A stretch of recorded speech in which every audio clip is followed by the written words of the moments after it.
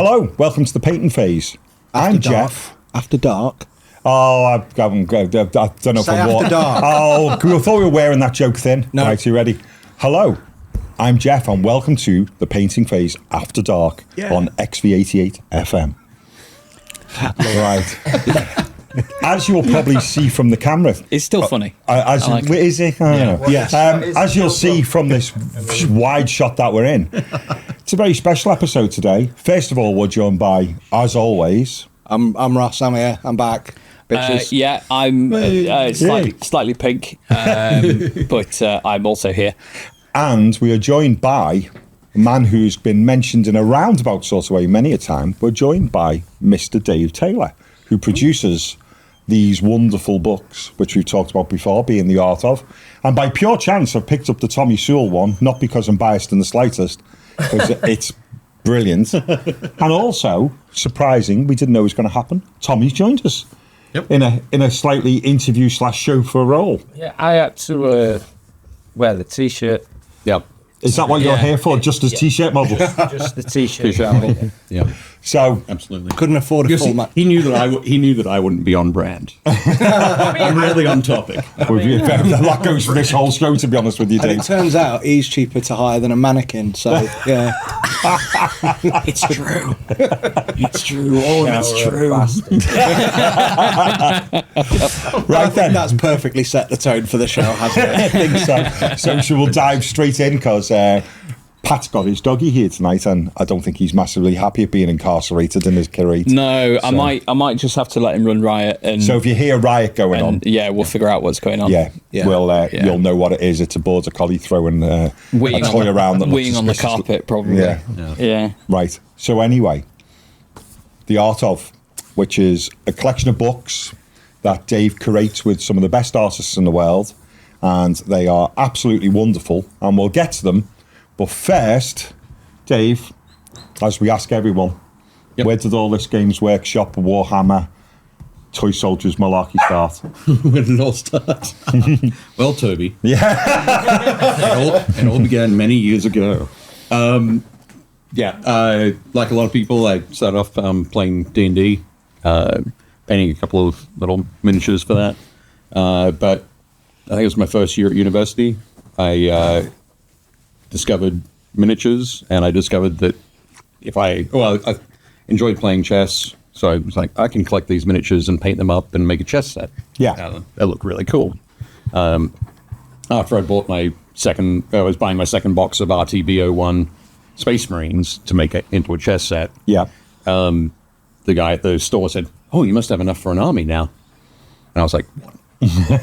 What's this army business?" Yeah. So, that's where it sort of started. He was like, "Oh, this is Rogue Trader. Here's how you build an army, and you want to come around to my place in 2 weeks and bring your stuff, and we'll play a game." And I was like, "Sold." That's some good level of customer service. Oh, it is. It's great, yeah. And I went on to his place. We went on to play like Epic and Warhammer Fantasy and a whole bunch of other stuff. We did some historical wargaming as well. But yeah, at that point, I was definitely hooked on playing games and painting miniatures for those games. So painting lots of armies. There was a time I used to work at a restaurant called Sizzler. Is this back in Australia, by the way? Back in Australia, yeah. This is in Australia, my hometown in Newcastle. And one of my colleagues, we were sitting down before a shift, and one of my colleagues sort of was running through his 5-year plan. And I was like, "Oh, that sounds like he's got his stuff together. Yeah. He knows what he's going to do over or what he wants to do over these next 5 years. I better get myself a 5-year plan." And so my 5-year plan was, in 5 years' time, I want to be working for Games Workshop. Yep. That was the extent of that 5-year plan. And 2 years later, they opened up a store in my hometown, and Oh, cool. I went in enough times that they asked me if I wanted a job, and it kind of all went from there. I worked retail for a while, and moved into the promotion studio of the Australian Games Workshop. Because you work there, but you also used to spend time here as well, didn't you? Oh yeah, when I was in Australia, I'd come over to the UK probably 4 or 5 times a year. Yeah. Spent a lot of time working with the folks in the studio over here, and then making a nuisance of myself, going around and asking lots of questions and getting sort of the inside track on everything. So it was really great to work with all those.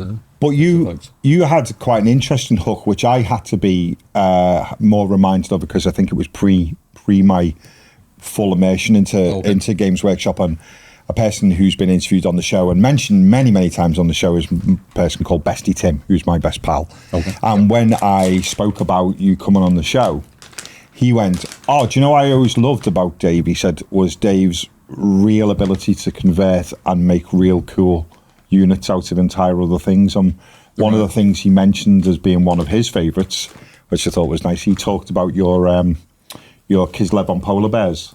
Oh, right. Yeah. Yeah. Yep. And he said, and rightly so, he said Dave, he said made some absolutely amazing conversions, which was lovely for him to remember. He did then say, he said, you need to be on Games Workshop discount to be able to make half of the things that Dave made. He said, because that unit would have cost you about 300 quid if you were trying to buy the bits yourself. He said, but he said it was really, really cool. So do you think that was, as that once you got into it, do you think that was always quite a big part for you, was the converting and challenging the pre-built systems of it all? Oh yeah, absolutely. I think like when I started, as I mentioned, I was in university, so I was a poor student working at a restaurant to make ends meet. When I was playing Epic, I'd play squats because I could build the squat vehicles out of like layers of art cardboard. Oh right, okay. Shave them down and putty them up and create my own vehicles that look just like the ones from Games Workshop. I remember them looking just like the ones from Games Workshop. But it was always that kind of do-it-yourself kind of feel along the way. So the idea of like creating my own units that I could like just use as proxies for something else, something I've done for a long time. Oh, is he playing with your coffee cup? So he drinks out of that, the dog's up till 4 a.m. Yeah. feel free to whack it on the table if you like. Product promotion's fine. But I've always enjoyed that idea of. There's a lot of stuff in the GW background in the lore that doesn't exist as models. Yeah, but it's exciting, and I wanted it to exist on my table. So converting, is definitely a huge thing. And when I moved to the States and was working in the Baltimore head office, they had a room there that was full of bits. Oh, right. Known as the bits room. Wow. Yeah. There are a few like I remember a few people have mentioned like back in the day at Warhammer. Like now, I think if you've worked there long enough or something, or you have to do so many hours, you get like 50% off retail. But back then, it was like the price of weight. And it was models by weight. Yeah, it was pence, wasn't it, for all that metal? Yeah. To give you an idea of pence at the time, the new Techlist model was 15 quid retail, and I would get one for 42p. Yeah, it's crazy, isn't it? What weight was. Yeah, it was excellent because I could what can you build? Yeah. Armies of your dreams. I was like, not to that level, but where handy when you have a wife. I used to work at Boots headquarters, and they had a building that was like part of the factory, and it was just bottles with like poorly written stickers on, and I used to go around and you just pick everything up. Oh, wow. And then I would take this plastic bag home to my wife and just pour it out and go, loads of cheap number I bought all this, and she'd go, wait, well, some of this, she said, isn't going to be my shade or isn't going to be what I wear, but I know someone that will. Right. And she'd pick things up and go, how much did you pay for that? And I was like, 80p. And she'd go, and I go, what? She went, even with my Boots discount card, that would be £15. Wow. And it's just like, you just realise how the markup and the... Yeah. I know, do you know how much makeup costs me now? It's insane.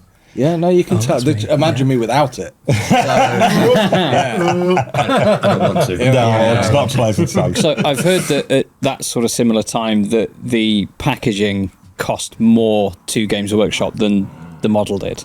Yeah, well, I know my mate was saying that they used to have area managers for the independent shops. Would go out and find things in old boxes, and they'd have update the boxes, and it was cheaper to just come back and go, who plays Orcs, throw them a box.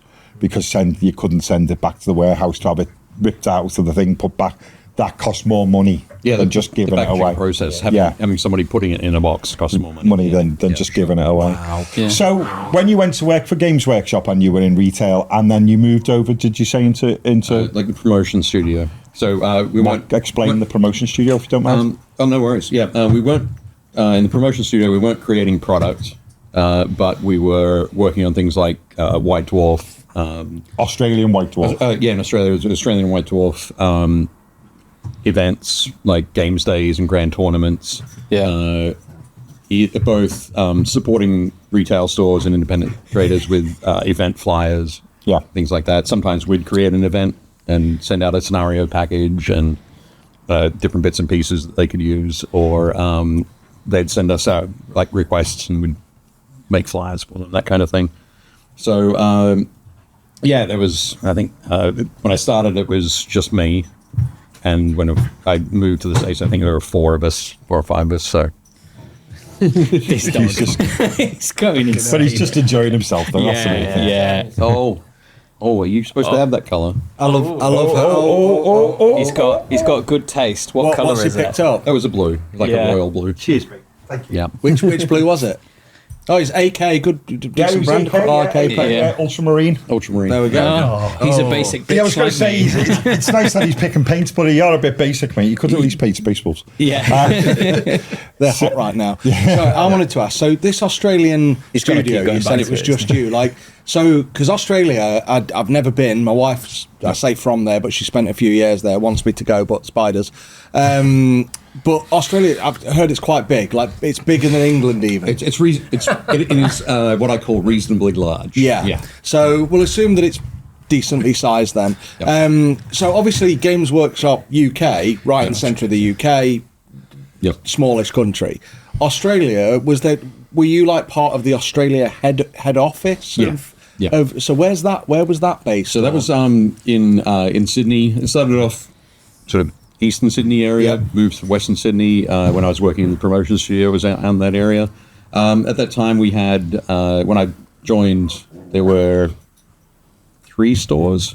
Right. Oh, wow. So there was in the whole country? Yeah, there was Sydney City store, there was Chatswood, which was about 45 minutes north of that, across the other side of the harbour, and then there was the store in my hometown, Newcastle, which is about 2 hours north. Then I joined, they opened up a couple of others in Sydney. Yeah. And actually after that's when I was in retail. Yeah. And my last 6 months in retail, I went and opened the Adelaide store and the Melbourne store. Oh, cool. So then went and moved to the promotion studio. How many, do you know what it's like for stores across Australia now? I think I'm going to guess Australia and New Zealand probably in the 25 to 30 range. Oh, wow. Wow. So still not massive, is But it? you consider that most of the population around the edges. Yeah, it's not a bad amount of coverage, really. There'd be like 2 or 3 stores in Perth, 3 stores in Adelaide. Yeah. 3 or 4 stores in Melbourne, and then 5 or 6 stores in Sydney. But was even back then, like for 3 to 5 stores back then when you moved into the studio, then like how popular was Warhammer? Like could it afford 3 stores? Was it a big marketing push to like, hey, we've got to grow? Did they get more sales through because it was mail order then, not online? Yeah, actually I did about 6 weeks in mail order. Oh, wow. At the time, and it was me on the phones.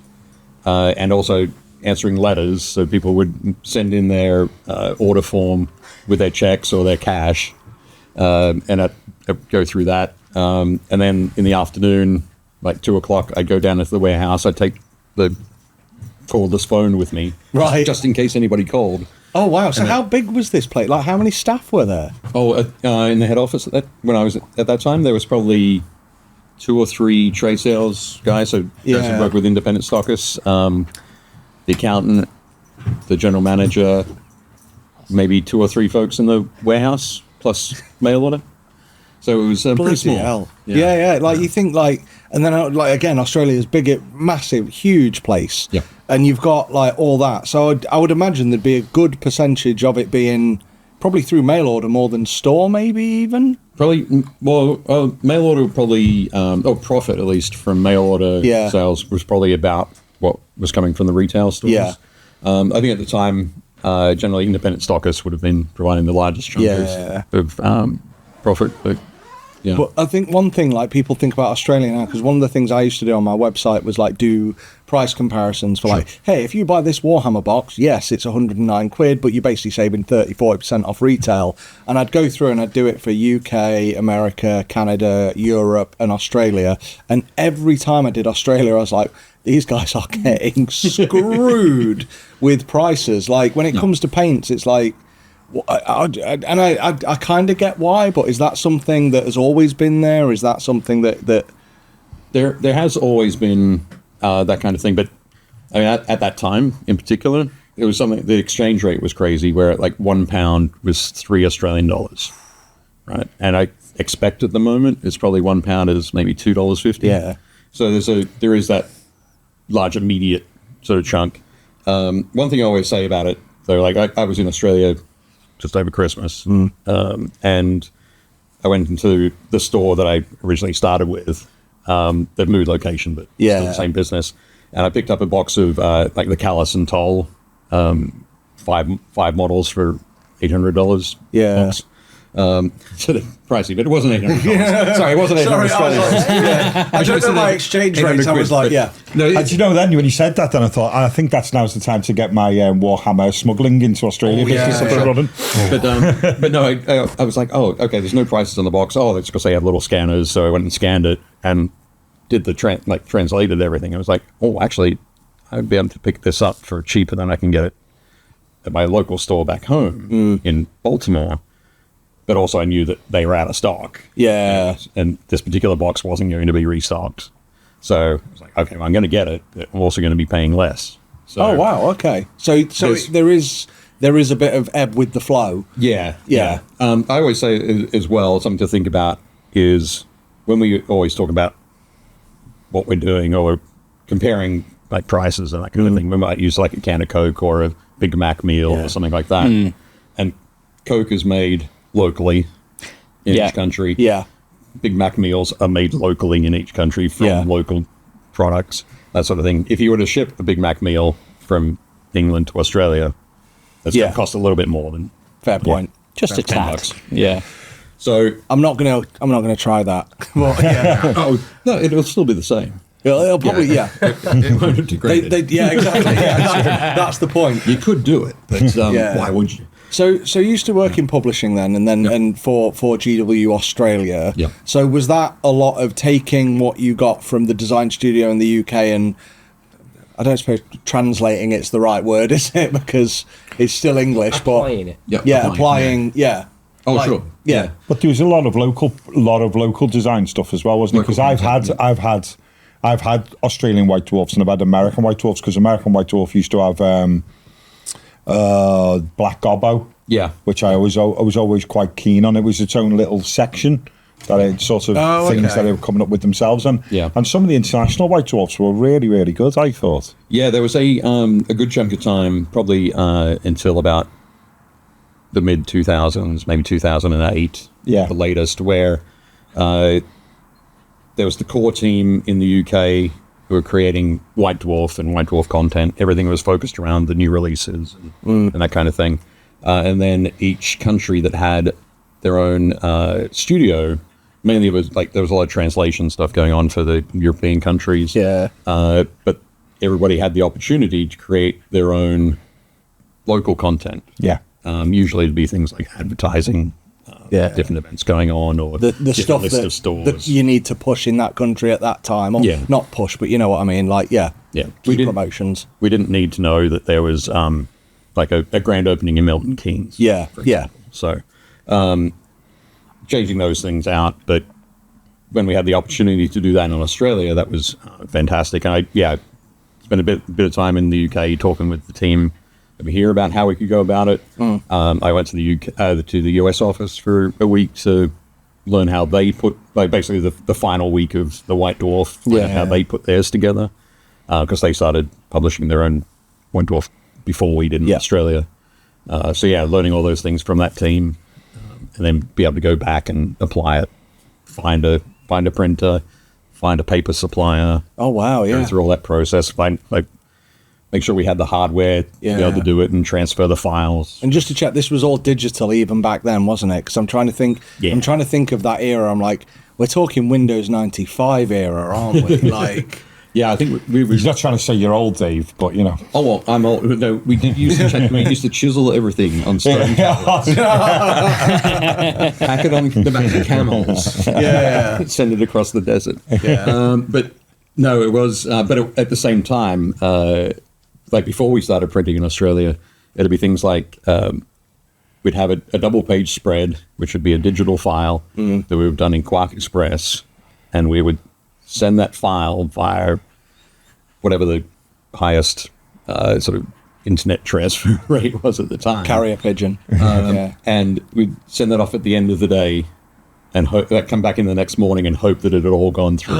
Whoa. So it was like the transfer times were ridiculous. Yeah, But when that didn't work and there was a deadline at the other end, that could sometimes be a little bit frustrating. That sounds intense. Yeah. Yeah. So, but yeah, by the time we were publishing, I think it was basically, we'd be able to put everything on a hard drive and we'll courier that over to the printers. So you ended up, you ended up, and you still now live in the States. That's correct, isn't it? Yeah. You live in Baltimore, did you say? Yeah. Yeah. Did Games Workshop lead you to the States, or has that been a post Games Workshop thing? Oh no, that's absolutely they. Yeah. Did. So I think it might have been that week that I was there. Yeah. Learning about White Dwarf, but they thought that guy's indispensable. Well, have him. I hope that's exactly what they thought. But looking at some of the articles you made to those White Dwarfs, Yeah. I think For the US ones? Yeah.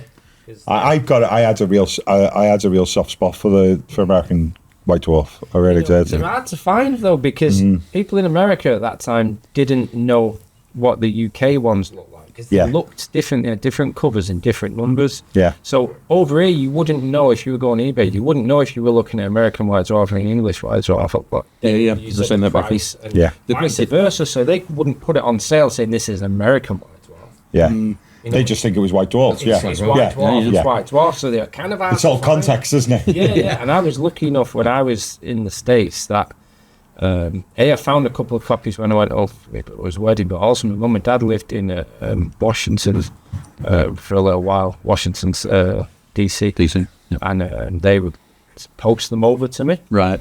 So that's why I've got a copy of Dave Taylor Legacy. But it is though, and it's unless you know how to look for it, which is still hard, because I feel like I do know how to look for it, and it's still hard. Yeah. You're not going to know where to find your back catalogue, really. Yeah. So if anyone can help, because there's not a list of which White Dwarf numbers are American. I've checked. All right, you really have put the research in, haven't you? I thought I was doing well saying I quite liked it, and then you've just Antiques Roadshow to the American White Dwarf. I'm a giant nerd for White Dwarfs. White Dwarfs are just absolutely, easily the best, and the American ones are worth having. Yeah, they are. They were good. Yeah, absolutely. And John Schaefer's. John Schaefer, absolutely fantastic. Yeah, still a good friend of mine, and we actually share a room at Adepticon each year. Oh, brilliant! But no, I was going to say, I was super lucky. Really, I consider myself very lucky to have been there at the right time, where I was incredibly excited and enthusiastic about everything I was doing. I'm still incredibly excited and enthusiastic, to be honest. But we had the bits. There were so many ideas, particularly loads of things coming out of Black Library at the time. And each month, the White Dwarf team, when I was in the promotion studio, I wasn't on the White Dwarf team, but everybody in the room got to contribute if they wanted to. The White Dwarf team would say, oh, here's what we're doing for the next few months in each issue. Does anybody want to tackle this article or that article? And I'd be like, oh, yep, I'll do that one. That sounds cool. Or we've got a new Wood Elf sprue, Wood Elf Archer sprue. Who wants to paint up a Wood Elf Archer? I'll do that. Yeah. So, a lot of fantastic opportunities. And, it's led to folks like Tommie and yourself being able to go, hey, check out this cool stuff. Yeah. So where did the...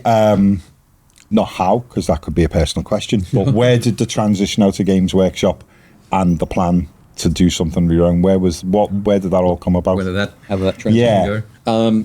So it was the end of 2008, late 2008, that I left Games Workshop. Yeah. There was a lot of people that I worked with at Games Workshop at the time, and left around the same time. We refer to that as the dark times.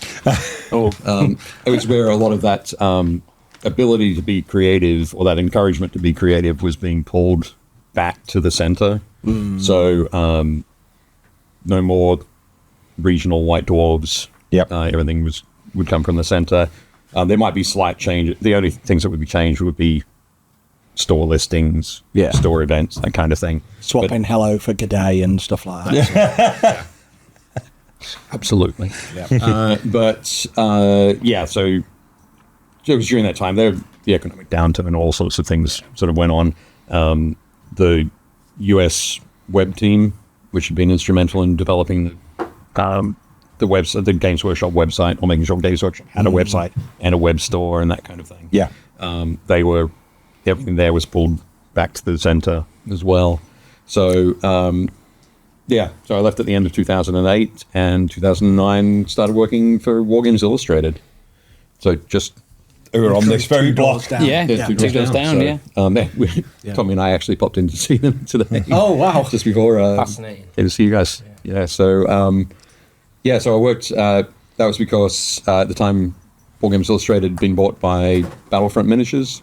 Yeah. And some of the guys that worked for Battlefront, I'd worked with at Games Workshop, and they were like, "Hey Dave, we know you know how to put together a magazine. How's your history knowledge?" And I was like, "I'm really good. I've got a good breadth of knowledge, not great on the depth." But they were like, "Oh, we need somebody who knows all the top level of history, so you can then talk to all the experts, all the contributors, everybody who's going to be going, oh yeah, I'm really excited about this particular silo of history." So so that meant that I worked there another 5 years for War Games Illustrated. This was War Games Illustrated US. We just had with that we had the one. We just had the one publication, but we did something like we decided, okay, do we spell color with a U? Yes. Do we spell honor with a U? Yes. Oh, yeah. So all the really important questions. Yeah. What did you go for? when you have... Wait, you can't just leave us there. Walk on. Yeah.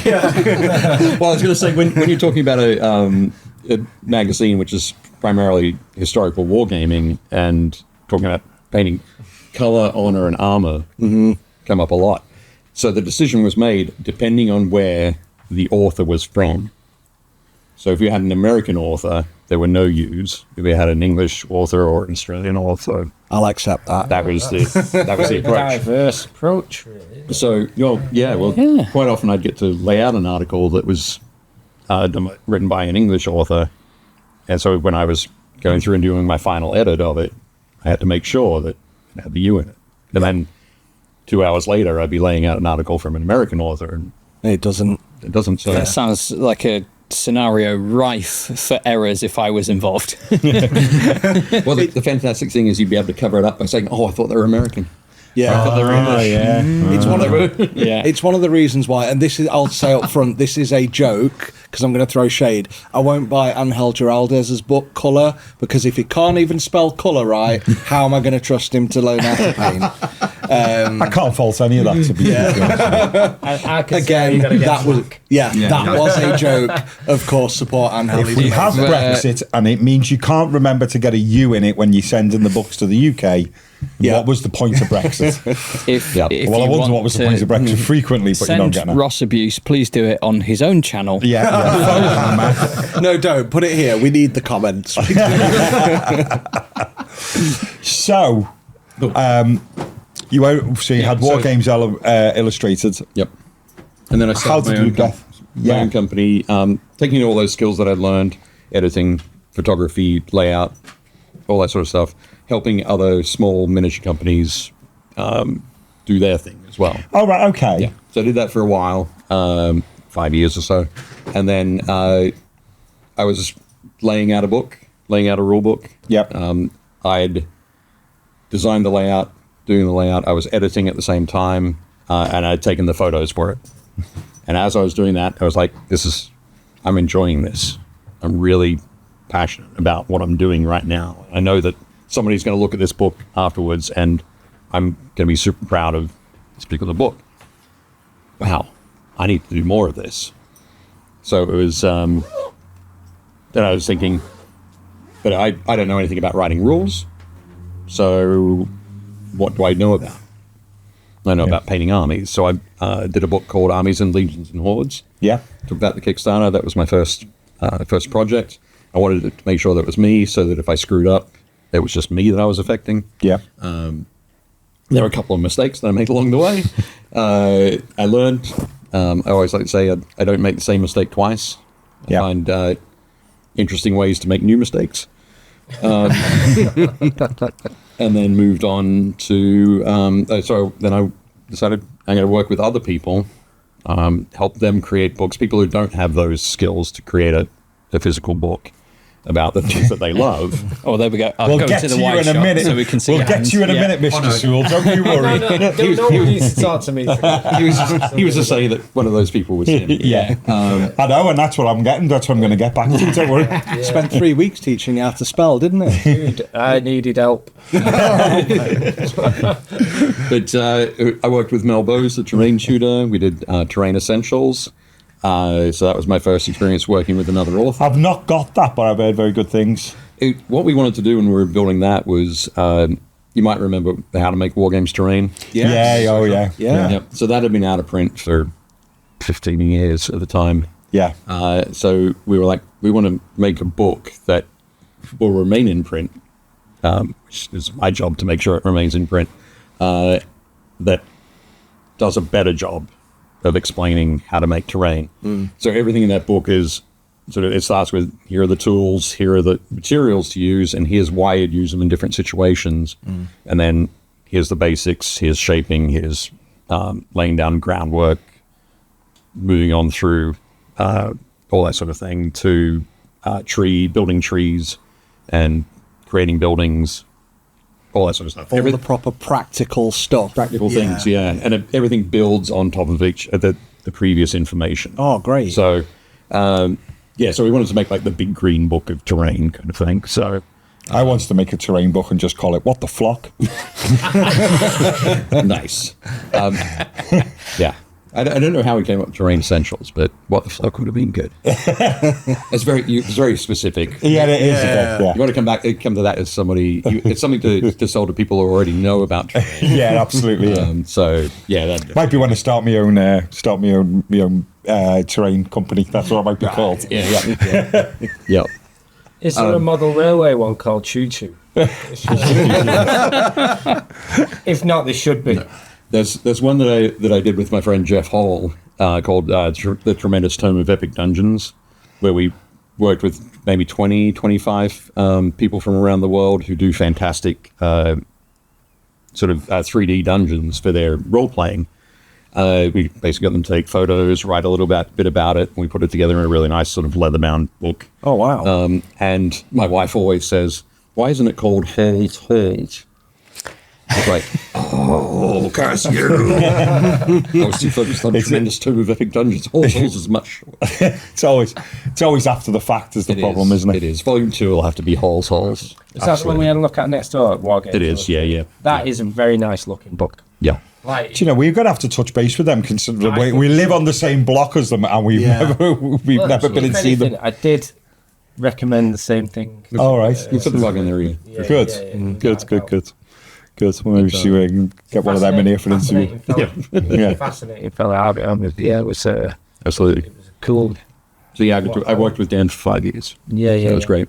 Definitely cool. Yeah, fantastic. But yeah, so that's that's where we got. So you got your skills all honed down before we came to the Art of. Yeah, so started working on those, and it's one of those things. I love miniature painting, and I love all sorts of miniature painting. I love. I've always said it. I love that looking behind the curtain to find out what's going on. How are things? Why are things the way they are? How do people do the things that they do? But what are they passionate about? Is the key thing that I love, and it's all about. I always say I love to know how the sausage is made. Yeah. So Yeah. But then it's going out and talking to the people that I know first, and over time I will get to know more people. But yeah, working with people whose work I admire, and I think going into it, they have a different approach to somebody else that we've already worked with. So that include folks like Tommie, where I was like, I've followed Tommie's work for ages. I was really lucky enough. I've done a lot of work with the Nova Open Charitable Foundation. Yeah. And could never buy tickets because I was always involved in coordinating all of the entries. So when a charity raffle popped up to possibly win a Tommie Soule Titan, I was like, I don't have any vested interest in this. This was like before the pandemic, right? Before. And so I bought like £40 worth of tickets, and then Oh, wow. 2 weeks later, somebody gave me a call and said, hello, are you Dave Taylor? Are you the guy who bought £40 worth of tickets? You've won. That was 2017, you know. 2017, 'Cause yeah. I painted that Titan just after having major Yeah, surgery. too, It yeah. was full on sliced up, and it was. Yeah. Oh, wow. Yeah. Respect. It was the first major thing Look, I there we go. did. There it is. There it is. Oh, I'll cut to that one. There we go. Yeah, brilliant. This one here. Oh, it's not Warhounds. Sorry, It's a Reaver. A Reaver. Reaver, yeah. Right, quick, close the book. They need to buy it if they want to read it. Yeah. Don't be giving that away for This free. is the third time today I'm seeing a Reaver Titan now. Like, Yeah. I'm mentioned the Reaver Titan because I've never painted one for myself. I'm starting to think, you And I've know, Oh, painted okay. numerous ones, and it's the one model I'd love to paint. Yeah. Just for me. Yeah. And I kind of treated that one as my paint job, Yeah. but it's had to. Obviously, it was to go elsewhere. It was for charity, actually. Yep. Excellent. I've said this on a podcast already. No, I don't think. I don't No, know you if don't it- think no, the Titans There's had a a mention? charity called Poppy's Angels by a fantastic painter called Paul Bullock, and it's about raising money for children with cancer and things like that, and being treated for cancer. So the point of that charity was that time was donated to me to refurbish and then raffle off for those guys, essentially. So wow. you donated your time. I donated my time as I was recovering. Kelly's company donated the shipping. Yeah. Oh, yeah, crikey, yeah. I can imagine that was quite expensive. Well, it was luckily sorted out. Excellent. Yeah. It was a silly amount of money. Yeah. So much so I don't know how much. I just It was a silly amount of money. yeah. But it Yeah. had to go where it had to go. Yeah. So, and we just winged it, and we made what could happen. Simple as that. So, when it came to this and the beginnings of this, Yep. and you got your first artist Yep. together, how many people did you approach? Many people who said, "Oh no, that feels beyond me." Did you have many people that went, "I don't think that's something I could commit to," or have you been quite lucky with everyone you approached? Said Over the time, I think I've had maybe 3 people essentially say, "No, not right now. yeah, Not right now." is not one no, more thing. just not now. Yeah, I'd like to do it, but not. Because it is a big commitment by the artist, isn't it? Because I stupidly, when I first came into contact with these, thought, oh well, there'll be you and Tommie will be, I was away, talking or- or almost literally like sitting next door to each other, and then when Tommie came on the show and said, oh, it was basically Dave carte did blanche. nothing, yeah. Carte blanche. That's what he said. Dave didn't do a thing. Didn't do a thing. He said, no. Yeah. It's true. I mean, it inspired me through the process Yeah. where I needed inspirational. Yeah. But because it is, you are saying to somebody, you spend your life, and most of these people who do these books spend their life painting. It's not like they do something else as well. Most of them are professional painters, or at least do something that makes that their day-to-day life. Yeah. So, being sitting there painting a Space Marine doesn't naturally equate to you being able to write a book. Yeah. So, early days, or even still now, does it take a lot of hand-holding? Is it a lot? Do you find yourself able to help? Because I can't assume everybody just turns their hand to this and just goes for it and knows what they're doing. Yeah. So far of the 12 books that are actual physical finished pieces, only Roman has written a book before. Right. So everybody is new to writing a book. Not all of them are professional painters in their day jobs. So Christof, Keil is a lot of them are quite creative, But Oh, sorry, I do apologise because I've then sort of assumed that everyone was pretty much. No, Christof is a blacksmith who does work in an art studio. Right. So there's the artist that leads that studio, and Christof does the things that the artist needs. Chris Suhre is a pediatrician. Wow. Oh, wow. I know these people find time to have a day job. Yeah, exactly. Yeah, passion. Yeah. Seyni is he works in a hospital. Bjarni Dali's an electrical engineer who teaches in a university. Oh, wow. I'm a musician. You're a musician. Tommie's a musician. Musician and ne'er-do-well. I don't know about that. I don't know typical. But But the musician bit or the ne'er-do-well bit? And the ne'er-do-well bit, I think I'm doing all right. he's doing pretty well. Yeah. Can I just jump on a little bit with regards to Tommie's book? Most of the other books are a bit of people's process and their inspiration and you know how they've gone about certain particular models and so on and so forth. But when Tommie made this book, which I'm not going to say it because he's sitting there but I've had 2 episodes already. I know, one of which but I 3 hours plus. bloody loved it. And not only do I bloody love this book, but this copy I've got here is, which after the show I'm going to ask you to sign this I wish I brought a pen now. because my I'll do it in paint. my little boy. This is my little boy's book, Right. and he's only 11, and he started to gain bits and bobs from it as well as he starts to understand the hobby. He came down tonight actually, which was lovely, and went, I've had my first go at NMM. Come on! Which was more than his dad. I'll take that. Carry on talking about me in my book. And then do you know what else he did? And he watches these, by the way, so he'll be smiling now. Yeah, good. And he does weird little things, like he come down the other night and he went, not including black and white, and I was like, yeah, and he went, and he held up 4 or 5 paints and went, the plan is to paint the whole miniature using them 5 colours. And he's just got these he just sets himself bizarre little challenges all the time. Yep, but this book, as great as it is a real departure, isn't it? I think each of the books is different. Yeah. The important thing though, when speaking to the artists before we got started on everything, each year, it's, I want to know what your passion is. Yeah. I want to know about your passion.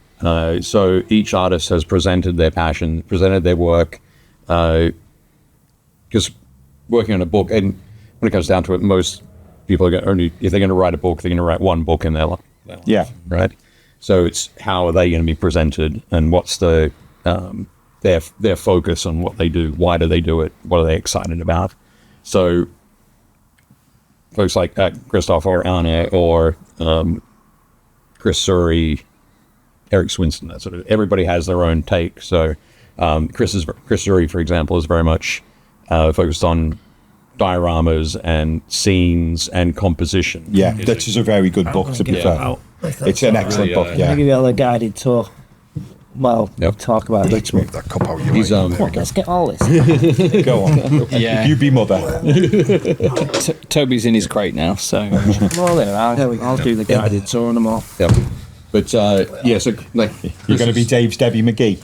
Yeah. Well, from wearing his t-shirt. No. Yeah, there's some amazing stuff in that book. But when you see the Mike stands in the way. sort of compositional things, so looking at composition in other way. There we go. Yeah. Yeah, up a bit. There we go.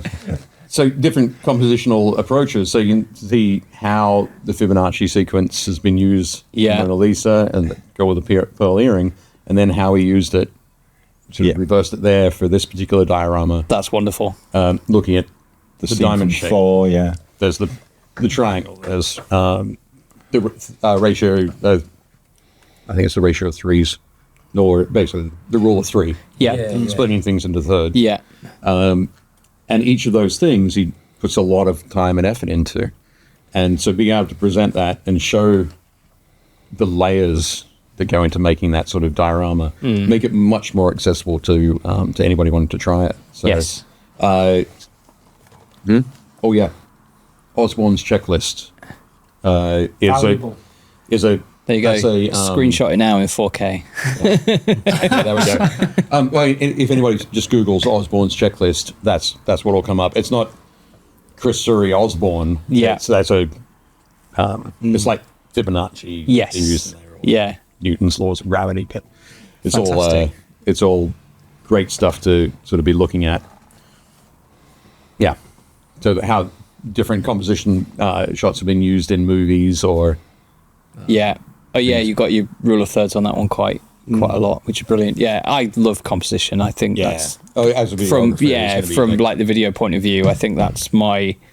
I mean, probably not in how I've filmed myself right now. Maybe but, not the CG, it's just slightly different. Composition, not lighting. It's looking a little bit 50s noir with that shadow Yeah, coming through the I'll background. take it. Happy accident. A busty woman with a cigarette's going to come in and offer you some detective work any minute now. I would say. You know what?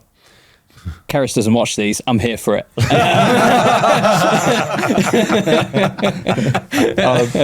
You're looking through Eric's at the moment, so Eric's a phenomenal hue artist. and volume are massively important to everything that Erik does.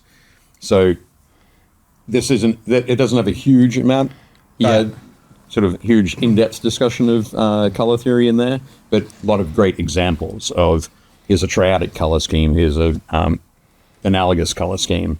Yeah. Lots of fantastic examples and monochromatic color schemes, complementary color schemes, that kind of thing. So that's the things that are very important to the way that Erik paints. Yeah. So each of the books has that passion. How's that even a painting? How's that even a painted miniature? Yeah. It's top that, isn't it? It just looks like an illustration, doesn't it? It does. doesn't. It's Yeah. Shades That's of luminous, ridiculous. aren't they? Yep. Yeah. If you want more of that, check out Cat Stuff. Yeah. Katarzyna Górska. One of the things I really love, I love Katarzyna Górska's Kaha. I love her work. But getting to work with her and go through that process of, she was talking about her background coming from an art family. Or her father's an artist, I think her mother's an artist, her uncle and grandfather are artists. Painterly style. Yeah. Yeah. Painterly style there. You go through all of her history, you can see where everything comes from and where it's all led to her work today. Yeah. So there's wonderful, really solid through line. Yeah. Check out, see if you can find the some of her trip to Norway. So yeah, there's a travel log in there as well. Oh, amazing. But it's how she grew up in a village in Poland, and when she got to travel with her family, travel with her sister and other friends, and that kind of thing, to places like Norway and be inspired by the fjords, Yeah. the rock formations, the shapes, the colors, those things have all made their way into her work. So I really love that aspect of it. And I get really passionate about talking about other people's passions. Yeah, likewise. Yeah. So it's Can't. absolutely. Like just because it shows the trip and some of the alcohol that well, it's Berlin, isn't it? always Yeah. they're amazing examples of things to be inspired by. Yeah. I don't know if you can hear me, by the way, behind us. We'll figure it out. Yeah. But let me find. Excellent. Yeah. But yeah, it's that kind of thing when you start to move into like some of the bases that Kaha does are awesome sculpted wood, and her dad is a sculptor who works in wood. Oh, but wow. this is him forging tools for her. Wow. Oh, wow. So Brilliant. it's Yeah. some of the books get into that Yeah. Yeah. sort of the weeds there, but that's very important to her as an artist and what she brings to the table. We run through all sorts of. She's a personal favourite of mine. Like whenever I'm at an event and she's entered something, like they'll always be amongst my top 5, top 10 to look at. Or at least certainly the most visually appealing to me personally. There's a couple she's put into Golden Demon. When I first saw her stuff want to say 2 or 3 years ago now at Adepticon, and she did. It was a squat vehicle, and then there was like an alien tentacle coming out. Oh, yeah. And I was just like, there are other things that fit the lore and will win the competition. Didn't she come round to the Artus Opus booth and show us that? Yeah. And I remember thinking it was... I don't know if she brought us that. She definitely came over to the booth. And brought, yeah. But yeah, when she entered that... Oh, it was when we were at LVO. Yes. And when she had that, and she's always one for me that stands out in its own unique way. And I think in some ways, when seeing her work at Golden Demon, it's almost started fitting a bit more to the Golden Demon aesthetic rather than her winning for her style. And I'm kind of like, I'd rather she doesn't win and doesn't conform than you know. And I'm like, but there's so many other shows around the world, I suppose she can enter that will allow her to run right I'd with her imagine own style. Like if she's still in Poland, I imagine Contrast's probably the big one for her or something. Yeah, so Contrast was just this last weekend, and she won a Grandmaster Award. Amazing. Oh, there we go. Yeah, it's like she didn't enter this year, but she won a Grandmaster Award for her contributions to the community. Oh, amazing! So she won. That's like when Denzel Washington won that Oscar for Training Day. He didn't really win it for Training Day. Right. Okay. Lifetime Achievement Award, yeah. So amazing. fantastic stuff. You can see the awesome landscapes, right? Yeah. Which are so important in her work. And there we go. Like cliffs like that. Oh, stunning. There we go. Oh, wow. And how they translate into miniatures. Oh. So it's all things like that throughout the books. But one of the questions you asked before about like hand holding. Yeah. I love those conversations. There was one year where I got to have 3 of those conversations in a day, and I just afterwards I just went and sat on the couch and went, Yeah, I can how imagine. lucky am I that I get to talk to these people and help them through those stages. Yeah, but how lovely is it that's how you see it? Instead of just sitting down and go, Christ, that was a day. You know what I mean? Yeah, that could have been terrible. But to sit back in your chair and grin as opposed to sit back in your chair and roll your eyes. That's you know what I mean? It shows your commitment and passion to it as much as those of the artists. Do you know what, Dave? Like being one of them guys, you helped at least me, and I hope I'm talking for all the rest of the guys, but you just helped 15 people grow. Right. It's a very nice way I of mean, putting it. that's the truth, though, isn't it? Yeah. You've just helped a bunch of people who haven't written, think that maybe they can't write. Grow up, because I barely went to school. I got an E for English, so at least I can spell. Well, the English does start with an E, so you do that. What's the next letter? No. It's, Good. Let's. I spend time hiding away in the bushes, me. That's like having a quick doodad. And, you know, I just wanted to paint toy soldiers, and they wouldn't let me do it in art, so I ended up failing art. Which is madness. Which is madness. Yeah. Here I am. Professional artist. Wrote a chuffy book on it. Literally wrote a And book on got a it. t-shirt. Very good.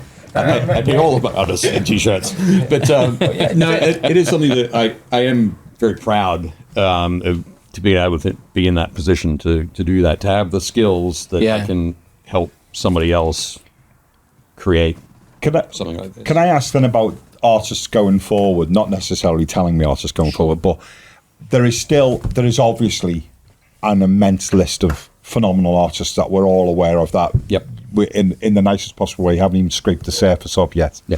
There's so many great artists.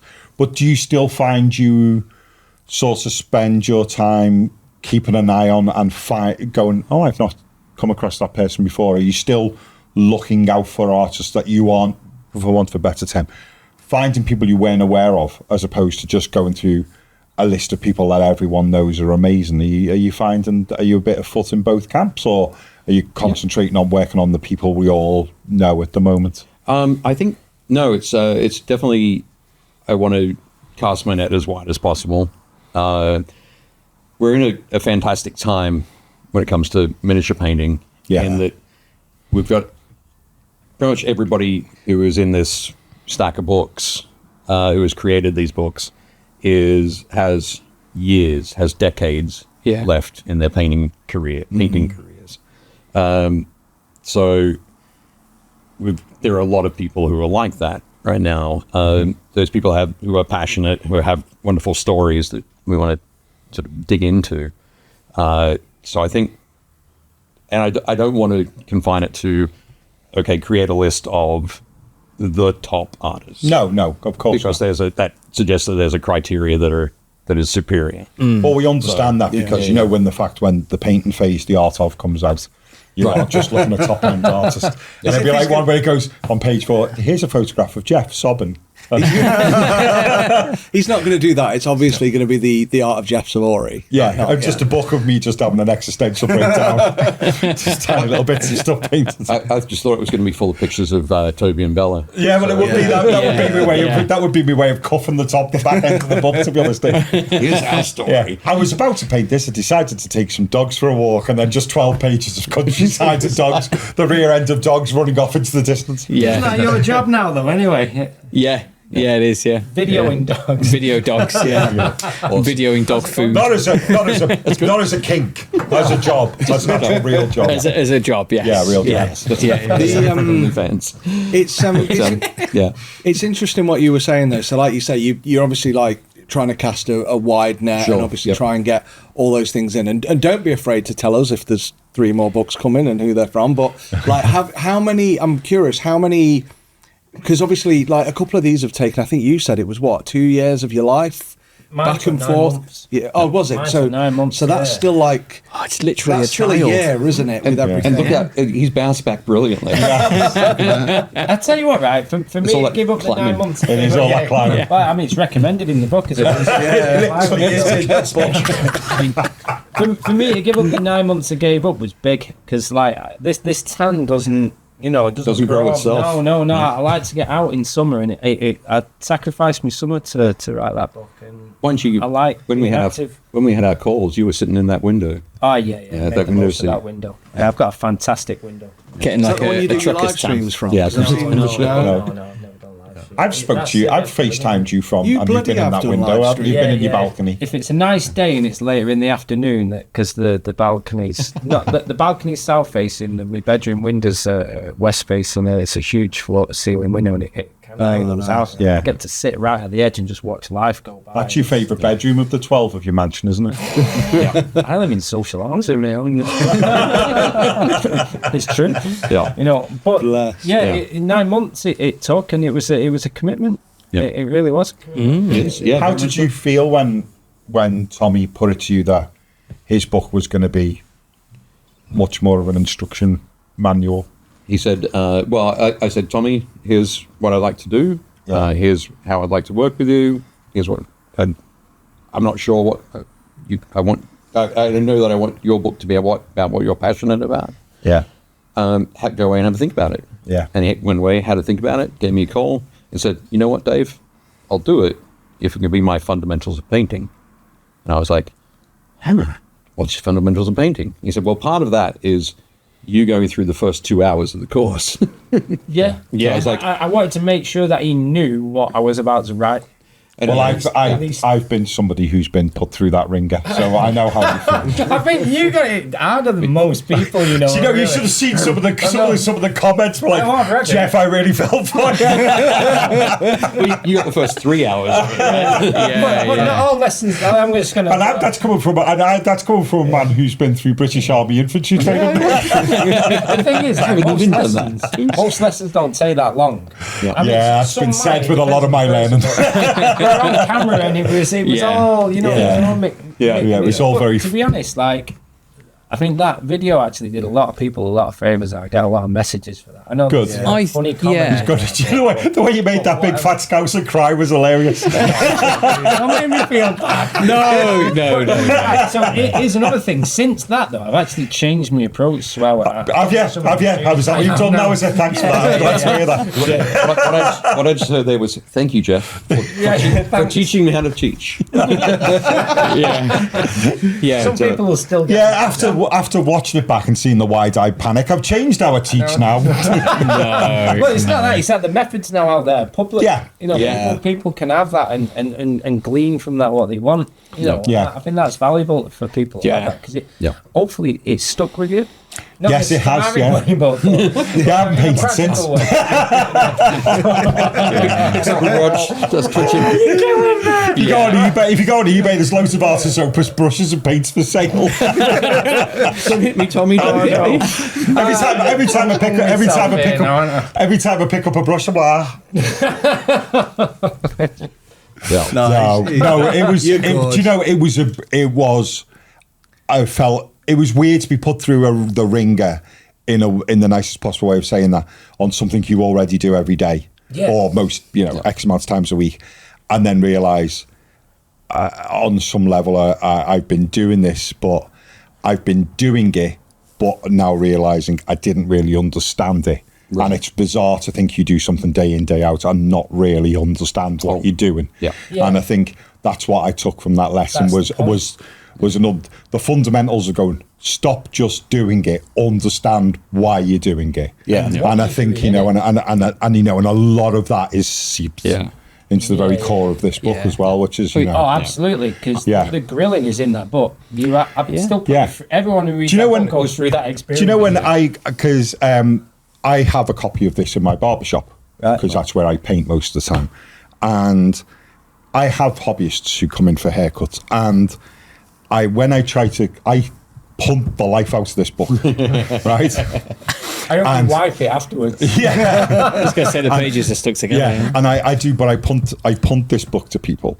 And I always read out loud the bit where you trap the painter into painting and then go, are you ready? And put your brush down, wash your brush out, put it down. Why were you about to do that? And I read that out, and people then go, oh God, it's like he's actually just... He's just there. I put on this big, thick Mancunian accent, and then... I'm like, right then, so what I want you to do is put your brush down and... have a smirk and then carry on reading book, lads, and I'll explain. Brilliant. No, so I do. No, but I say Now to Australia and get slapped. yeah, they ruin the whole show. No, I'm not doing that. But I can only do that because I'm 30 miles down the road. But I do say to people, because when I do push this book to people who've got interest in it, and I say, it's that being taught, like you feel like Tommie sitting on your shoulder, and I think I took a lot from that. And as though I'd read the book pre my 3-hour torture session, it still was when I sat with Tommie that it all made some more sense. And like I say, in the fundamental thing, but a lot of people in the video who watched the video, and some of the comments were mildly negative, like, 3 hours of just pushing paint around on a palette, and go, no, it's like I say, it's not just pushing paint, it's understanding why you are. Yep. And that's, this book's meant a lot to me for that, and it's doing so now for my little boy, and and I think, it's been quite important, I think, personally. Yeah. Glad to say that. Thank you. Yeah. I think one of the ways we talked about being different from the other books, it does those things. It gets you to think about everything. Everything about the way that you paint. And when you talk about analysing paint jobs at the end of the book, then you can go and look at Christof's painting and get an idea. Christof is one of Tommie's students. Oh, I didn't know that. Oh, okay. He spent a weekend with me. Well, yeah, he has. Misrepresenting, but he has been one of his students. And so that fundamentals is part of this. Yeah. Each of these artists has spent a lot of time thinking about the way they paint, talking with other artists about the way they paint, and making considered decisions about what they're doing. Yeah. And that's very important. So this forms a great core, I guess, for everything else to be. Yeah. What a fantastic word. Keystone. I think that's why I have this author here. Yeah. Show me up. What was the name of that subject you failed again? What was it? English. Oh, I'm terribly eloquent in my older age, I've got to say. I've educated myself because the system couldn't do it. I came intending not to plug me a lot, but what you're talking about there, Jeff, is... Oh, sorry, and Dave, is like the end is... Once you understand the visual language of how the mechanics of painting works, then you can go into everybody else's work and kind of like visually Haynes manual it, if you know what I mean. Yeah. Well, you did that here because we've got a lovely dreadnought behind us, which come from Neil. Oh, Neil, yeah. And that was off camera, wasn't it? he was off camera. And I feel we should have filmed that, you know. Yeah, I tell you what, it was an eye-opening experience. Yeah. because you know, Neil is, you know, wow, how many golden demons I've lost count. and you know, two Slayer swords, and you looked at it, and as beautiful as it is, you were able to deconstruct it. Yeah, because when you know, when you have the eye, you eye, which is why you had that grilling. The grilling is not to grill you it's to start getting you to look. Yeah. So if all you could see was just base coating, then that's the level of ability to see and understand, perceive and translate. You know, so I'm putting you in that position where actually just base coating is immensely practical for absolutely every part of the hobby. Absolutely every part, you know. So in base coating, you have an opportunity to improve the way you say your consistency. In base coating, you have the opportunity to improve the way you set and load your brush. You have the opportunity to craft the way you apply that brush to your model. Only in base coating, what will that do for every other aspect of your painting? And then when you get to what people see as something more advanced, like glazing, you realise all glazing is a really high standard, highly diluted base coat. Yeah. All of a sudden, how good can you get at those two things and everything in between? Your level's just going to shoot up, and you need to be able to pay attention to the tiniest, most minutest detail, because that's what a top-end miniature painter pays attention to. Yeah. He's not doing it by accident or because he's a natural or because it's just genetics or pick all your reasons. He's doing it because he can see, he or she can see, can make them tiny adjustments deliberately and get deliberate results. Yeah. And if you don't develop that eye as your priority and that the mind to perceive as that priority, then you're gonna stay where you are. So did that feel like a major thing for you, that once you'd had your 2 hours with Tommie, did you go, oh, I get this book where it will, how it will? Yeah, I see his passion. I see where this book is going to go. I know that it's going to be very different to what we've had so far. Yeah. And it was because his passion is that. Is the teaching. Is that teaching. And it's not just the teaching aspect, but the those specific things, pulling things down from, like, removing jargon. It's almost scientific, repeatable, understanding, pull strokes, push strokes, simple things. We even talked about, I don't know if you mentioned the postage stamp thing. Oh, yeah. Yeah, you mentioned that before. Yeah, I still wish a big stack of them stickers. Yeah. Yes. But anyway, the whole idea was like some more, his whole philosophy on a postage stamp kind of thing. So at the back of the book, there's a little postage stamp, but it all comes out to like acronyms and that sort of thing. But and we made stickers, so everybody who backed the book got a sticker like this. Oh yeah, Read it out for us, Tommie. Yeah, Well, you kind of can't. Top line is AC. awareness and choice. WHOPHOM. What happens on the palette happens on the model. It's almost like you're reading it as if It is. It's like hold on. Then you've got 3-con, LSB, three consistencies. LSB. LSB. LSB. Come on. Load and set the brush. Lumpy Space Princess. It's not that. No. LSB. Yep. Load and set the brush. Yeah, load and set your brush. 3 Suhre. Oh, the 3 brush strokes. 3 brush strokes. FLSBS. Fewer, longer, smoother brush strokes. CL. Oh, thank you. Color and location. Yeah, and ASP. Oh, I'm screwed on that one. Aspiration. Yeah, man. So the point is, God, it was nice to see someone in the studio sweat with him as opposed to me. For a minute. It's all right, mate. We've been there. We know. Well, just laugh right into your microphone. I'd like to see another publisher understand the material to this degree when they get it. Well it's done. phenomenal. But what? I mean, essentially, what you kind of started it by reading it out, not reading. Yeah, no, but bringing it up. So let's put that back. Yeah. One of the questions you asked before is like, who's next, kind of thing. Yeah. Who's next? I'm not going to say who's next or how long it's going to go, but I would love to do this until the day I die, whenever that is going to be. But I put together a list of 20 people. Yeah. I tried to keep it reasonably sized. And then talking with Roman Lappat, Volume 10, I've known Roman for ages. I took some classes from him at Adepticon 12, 13 years ago, and we formed a friendship from that. And he was like, Dave, would you mind if I sent you a list of folks that I'd like to see you work with? And I said, that would be fantastic. Expecting maybe he'd send through 20 and they'd match up pretty closely. He sent through like 35, almost 40 names. Oh, wow. And there was a small overlap. And I was like, I now have a list of 55 people. That's what I was going to say. How many plates Phenomenal. are you spinning at one time? Like, so you've got That's again. the type of fun, Yeah. So you're not going to say who's next. Just off the bat, who is next? I will say that. Oh, you always have your journalistic skills are just. We nearly had him. What are you doing? So we've just finished the Kickstarter for volumes 13, 14, and 15. So Vince Venturella. Yeah.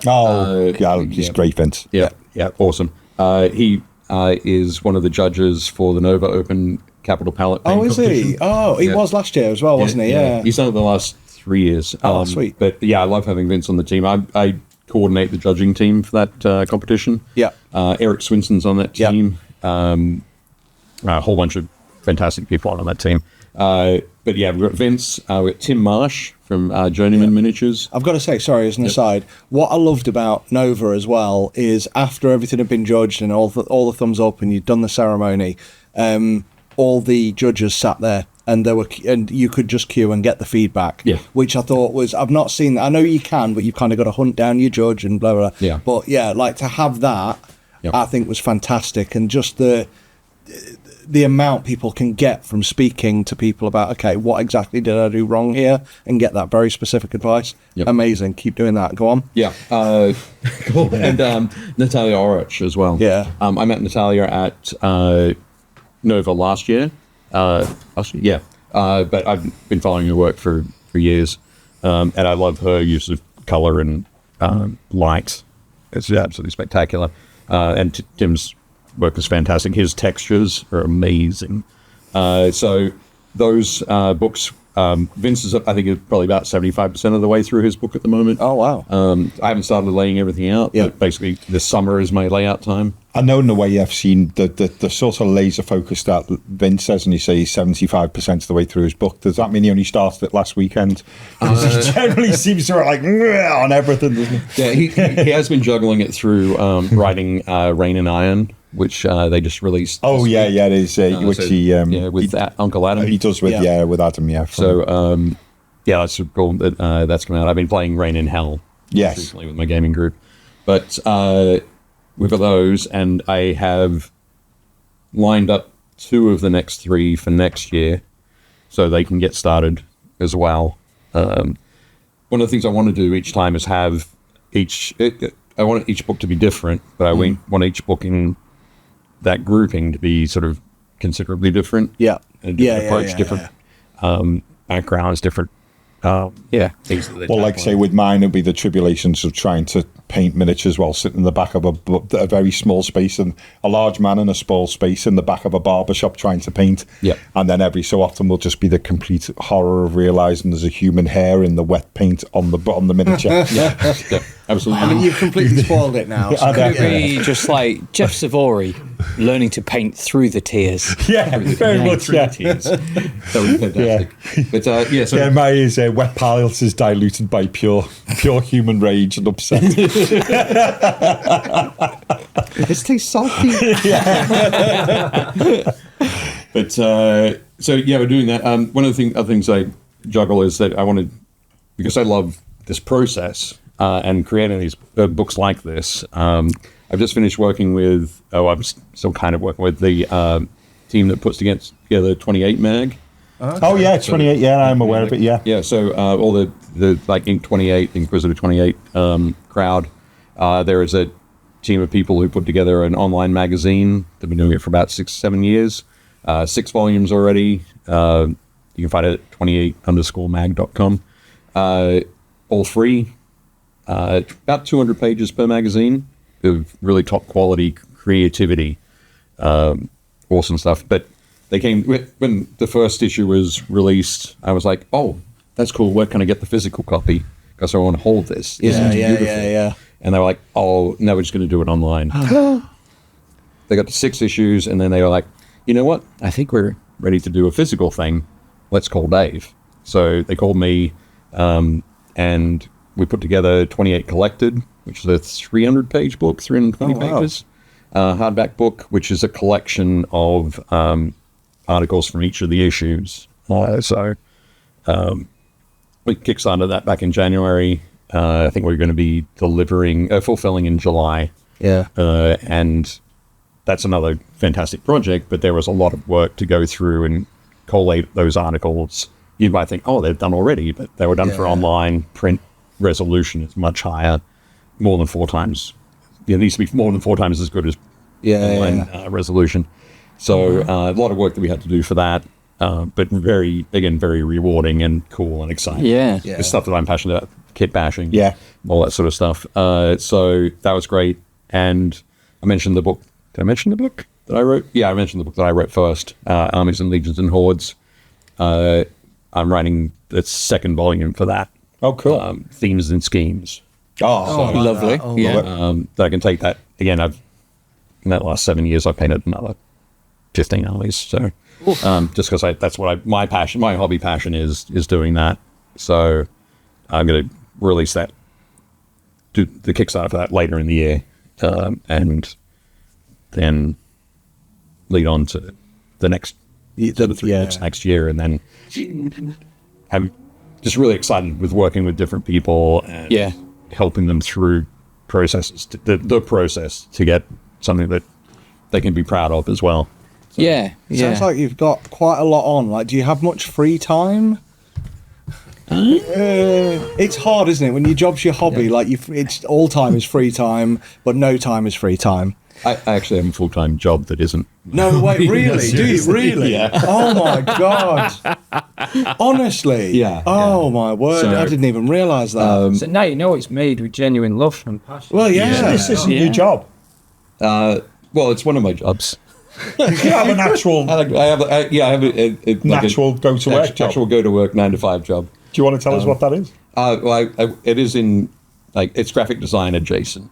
Yeah. So I work for a contracting company that provides visual media services to the National Institute. I was just impressed when I thought you just did this. So I do that. I work on a team of fantastic people. We support the National Institute on Aging and National Institute on Drug Abuse. Wow. On their presenting their work to the world, helping them out, just basically doing whatever we can to help them out to do that wonderful research and science that they do. So it's, as I said, it's adjacent. It's something that I've been doing for a long time. So wow, man. It's not particularly challenging for me, and I don't have to think about it when I get home, so I can focus on these when I get home. So It's incredible. But you were saying, just going quickly back, so you were saying, like, you've just done the last 3, so, like...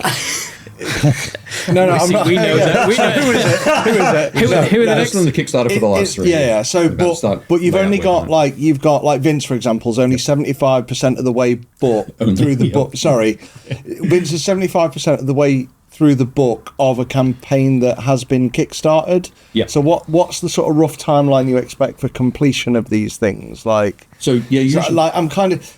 The question I'm asking, I don't even know myself because I'm tired and jet lagged. We could tell when you repeated the entire conversation that we've had. No, it's like, what is the timeline for, like, setting somebody up, speaking to them? You've said 9 months. You've had Vince on it. The Kickstarter's done. Like, what?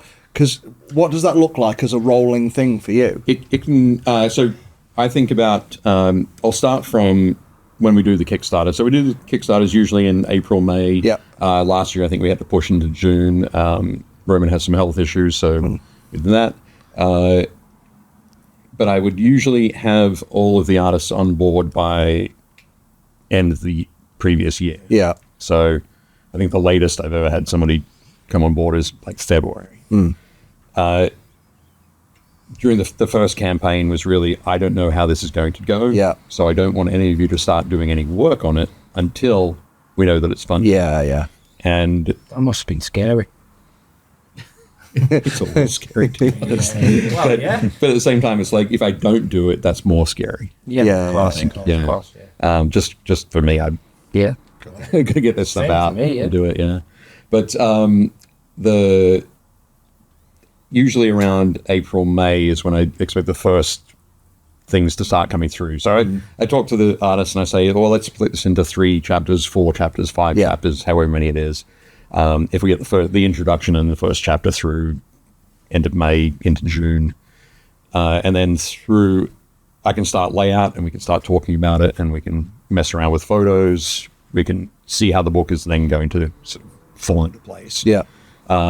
Usually everything comes through by the end of August, and September is my last sort of wrap up. We go back and might need to make some changes or tweaks or whatever, maybe some new photography. And by October, I'll have the files off to the printers. Yep. Printers will have everything printed by early December. And then we ship around the world. Yeah. I say we ship around the world. So we ship to a fulfillment hub here in the UK. Which is just round the corner, I believe, isn't it? Oh, no. Warlord No, stock it. They're a distribution hub. Right, for me. okay, oh, okay. They do distribution for me, but we also have, we use ShipQuest, Right. who are part of Games Quest, who are down south. Right. And they do fulfillment for me for everywhere except the Americas. Right. And then we've got to ship across the Atlantic to Game Envy, who are my distribution hub in Oh, wow. the US, and Ironheart Artisan, which is my buddy Alex, and he does all my fulfillment Yeah, for the Americas. So Yeah. anything in North America, Latin America, South America. Digital copies as well. Eh? He does digital copies as well, yeah. So wow. all the PDFs, because shipping to places like South America and Asia from UK or US is prohibitively expensive Yeah, for a lot yeah. of people. So we have PDF copies of all the books are available through ironheartartisan.com. And correct. And all the tariffs and everything. All that So that's, and we usually fulfill around February. Yeah, I always yeah. say on the Kickstarter campaign, we'll deliver in April And then... in case something goes wrong. Yeah. Good. That's a very sensible way of doing things. So, as you very kindly gave us your time this evening, and I'm going to shill on Tommie's behalf once more. Try to hide it. No, under no, that. just get them all, grab more. Yeah. That one. But The stupidity. so we're outside the Kickstarter. Yep. Where can people buy these amazing books? Oh, okay. So if you are in the US, you can get them online from ironheartartisans.com. You can get both the physical and the digital. GameEnvy.net. Game Envy also sell into about 120 different hobby stores. Yep. Alliance Distribution is another one. Okay. That I'm going through. I've got to get back onto them and make sure they restock. In the rest of the world, and also a little bit into the US, Warlord Games. Yep. Still stocking. So if your local game store stocks any Warlord Games product, you can get these books from them. Yeah. Also warlordgames.com. Give you a from the free website. screw when you spend certain amount of money. I You think. spend Or so- even when you spend a little amount of money, as far as I know. Yep. Like free And- prawn crackers with you. Our friends, our friends at Element. Yep. Yep. Printed Yeah, Wild Games. sell them, yeah. Exactly. Good price element. by Yep. the way. Yep. That's where I got mine from. There's all those places. It's one of those things that I wanted to do. I want to build up a library, and if somebody discovers the series, I got a message today from somebody, like, a friend of mine has just given me this book, and it is amazing, and I want to collect the rest of the series over time. I'm not going to buy them all at once, dude. I want to collect them over time. Where can I get them from? It was that same answer. Yeah. But somebody comes to it in 20 years when we've got 75 of them. That's you'll be able to go back and pick and choose and focus on things that they want to learn first. Well, they want to learn first, obviously, how to paint. Yeah. And then light and volume and cast shadows. Color use, all sorts of wonderful things. Josua's, which is not here, was great for bases. Absolutely That's my spectacular. next target for because I think I've got my weakest area. I think is being up to date on Yeah. making bases. And I was checking out Josua Lai's that UK Games Expo, and that's definitely on my list. Yep. So yeah, we don't have Roman, Lappat's, Sam Lenz, or Josua Lai book here, but I'll make sure you guys get a copy of those. Which as is well. very kind of you, because amazing. you were Incredible. You very kindly gave us just the beginnings of our library of the Art of, and a little while ago, if you weren't watching, and you're now going to kick yourself to find out, we gave all of these away. Yeah, at the we did, time, yeah, and then yeah. we gave an extra one away as a runner-up prize. We gave Tommie. So lovely Patreon member Andrew Gibson won all of them, and then a lovely gentleman over in Austria, I would say, also funnily enough, called Michael Schumacher. Okay. He won your one, and then fed back to me as well as how brilliant it was, which was really nice. Yes. So it was good. Yeah. Have you anything else to tell us? Well, maybe what we can do is the next 3 books. So I'll send you guys a copy, and we'll have another 3 that we can give away to. That would be Sensational. so. If you become a Patreon member, Roman that's something Salmon that will also. be there for you. And Thank who's, you so who's much. the next 3 books by? So the next 3 are by Vince Yep. Morella, Tim Marsh, and Natalia That's Roach. the Hey. Kickstarter. Yeah. Yeah. Actually, the back at Get pre-order store for that is open now.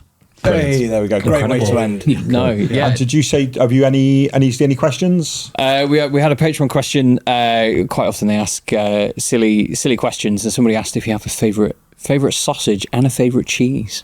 We've had some Yeah, debate probably- about this with previous guests. I don't know how good your access to cheese is when living in America, because they're not as cultured as us when it comes to cheese, are they?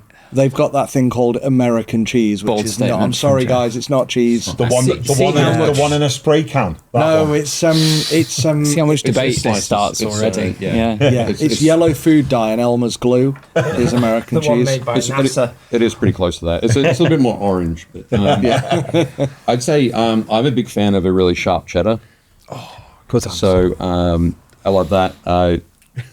It has to be sharp, because to survive the toasting process when it goes on a cheese on toast, for me, Yep. it's cheddar. Well, I will say that during the pandemic, I ended up, my daughters went to school, a lot of fantastic kids at the school, a lot of fantastic parents of the kids. We ended up with a pandemic pod. Oh, wow. And we would go camping, but really glamping, because we go to places where there's like 5 cabins. Yeah. Each family would be in a cabin. And usually on the Saturday afternoon, about 2:00, we'd all go to one cabin, and we would choose cheese. Right. Became our motto. So everybody would bring like 3 or 4 cheeses and quite a few bottles of wine. So got to experience a lot of cheeses. Cool. During the And pandemic. sausage isn't quite the thing over in America in the way that we have it, is it? No, They don't do Hot dogs at a baseball game. and that's. It's a baseball game. Don't get me wrong. There's something to be said, but it's a cultural Oh, yeah. This is linchpin. my favourite sausage. I would say one More appreciation than my wife has for me. one way that sausage is used in America is in biscuits and gravy. Oh yeah. So yeah. it's not the brown gravy that you'd have on your Sunday Yeah. roast. It's that white stuff, isn't It's it? it's the sort of the southern gravy, Yeah. white gravy with a lot of sausage through it. Yeah. I always love to plug Adepticon. Yes. Yeah. Yep. Yeah, absolutely. Great, fantastic show. And Great this year. yeah, I'm lucky enough to be part of the spray team, so the Adepticon spray team. So almost all of the terrain on the tournament tables at Adepticon is provided by Adepticon, and that is assembled by the Adepticon assembly team. They go through and build all of that terrain, prime it all, black or whatever colors we're talking about. And then we have spray team, which is another group of people who come in from around the country. We'll go to Hank, who runs Adepticon. We go to his place in the middle of winter, and we sit in his garage, all bundled up, and airbrush all of the terrain. Oh wow! So I wish we had a shot, like we could show, just to give an idea of how much terrain there was at these That events. must be a 'cause it's big insane. garage. Like it is. No, it's just a normal American garage. Yeah, well, that is, yeah. yeah, it's only a 4-car garage. Yeah. Oh wow! It could fit 4 cars in. But yeah, so we do that. But now, when we started off, it was just once a year, but the terrain demands so much now that it's 4 times a year. Wow. So fly out to Peoria, Illinois, and sit in a garage for a weekend and Wow! produce like 60 to 80 tables worth of terrain. How big are the tables? Normal 6 by standard 4s. size, 6x4. 6 Yeah. by 4. Yeah. But Yeah. That's daft, that isn't it? maybe sometimes they're small, like 4x4s or 3x3s for stuff like Marvel Crisis Protocol. Yeah. Or Legion, which we painted all the terrain for recently. Oh, yeah. But the reason I mention it is that Sunday morning, Hank's wife, Diane, who is a bona fide Warhammer hero. Yeah. You can go to my Bugman's and find her name on the list. She cooks biscuits and gravy, Oh, right. and it is the best. So that is my answer about the favorite Right. sausage. His Hank's favorite wife, sausage. the one Long that's in- story. yes. Favorite sausage is broken down into gravy. Broken down into gravy. A wonderful story, Cooked that. by, that's a good cooked one. by Diane Yeah. And on Sunday morning of Spray Team. Perfect. Yeah. Thank you, Diane. Diane. Yeah, it's amazing. No, thank you very much, chaps. Best answer I for think a daft question ever. Yeah, I think yeah, it it's might be brilliant. because it led into a really chunky bit of hobby information. yeah. Dave, My life only exists. I mean, yeah. Dave, it's been an absolute pleasure. Thank you so much for coming in. Thank you very much, Yeah. guys. Tommie, thank you for being the added voice to it and being A wonderful co-pilot. Trying to stay out, but Get dragged no, in. thank you. Yeah. you are always welcome here, so it was lovely to see you again. Yeah. But again, thanks for your time, Dave. It's really appreciated. Thank Yes. you for the wonderful generosity you've showed us already with regards to books. It's nice to say thank you in person as opposed to just via Instagram.